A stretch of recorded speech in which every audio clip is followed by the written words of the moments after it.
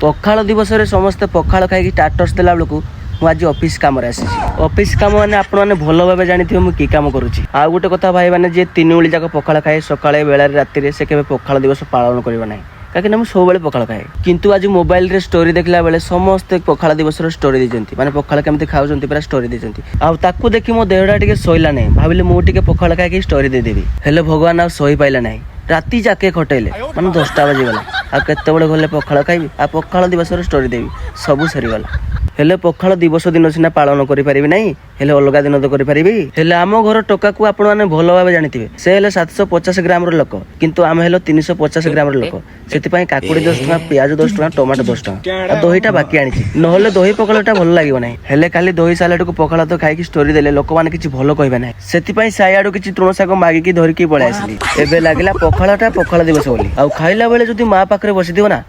खाइबाटा स्वादिष्ट न होइतले भी स्वादिष्ट हो कहीं मिछ कहवाक पड़ो ना माँ बही पिट भगवान पाखे मोर एति प्रार्थना मो माँ मोर सब हस था कहीं मो माँ बहुत दुख कष्ट सही मत छोट बड़ कर राजा परी पाली भाई मैंने धनी घर पुअड़ा बोली आप सपोर्ट करना